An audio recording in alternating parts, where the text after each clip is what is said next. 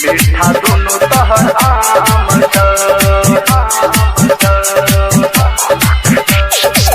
तोरा दुकान में है गे छौरी मीठा दोनों तहर आम सुन गे छौरी बाजार बहली सुन गे छौरी बाजार बहली सुन गे छौरी बाजार बहली तोरा दुकान में लेबो खाली बोल हौले हौले गे तोरा दुकान में है गे छौरी मीठा दोनों तहर आम तोरा दुकान में है गे छौरी मीठा दोनों तहर आम तोरा दुकान में है गे छौरी मीठा दोनों तहर आम सुन गे छौरी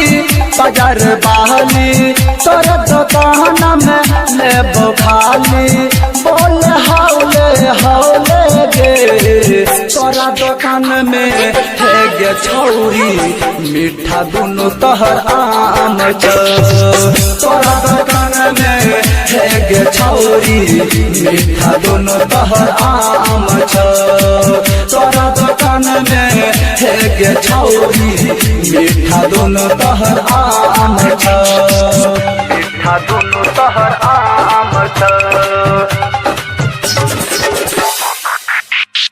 मीठा दोनों तहर आम तोरा दुकान में है गे छौरी मीठा दोनों तहर आम भोरे भोरे खोल दुकाना जल्दी हमरा देखब समाना जल्दी हमरा देखब समाना बोनी करा बोल छियो परेशाना आके खोल तू अपना दुकाना आके खोल तू अपना दुकाना सुन के गरिया बाजार वाली तोर दुकान में लेबो खाली बोल हौले हौले गे तोरा दुकान में है गे छौरी मीठा दोनों तहर आम तोरा दुकान में है गे छौरी मीठा दोनों तहर आम तोरा दुकान में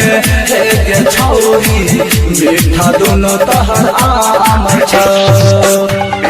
दोनों तहर आम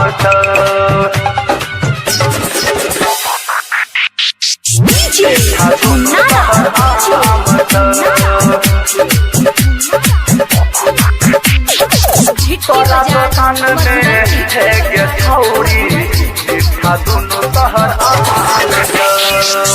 छटकी छटका बरकी बरका नहीं लेबो छौरी तर तरका खाई में आबै छी जब माजा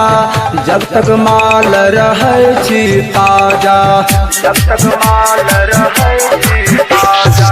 सुन के छौरी टिकला बाली तोर दुकान में लेबो खाली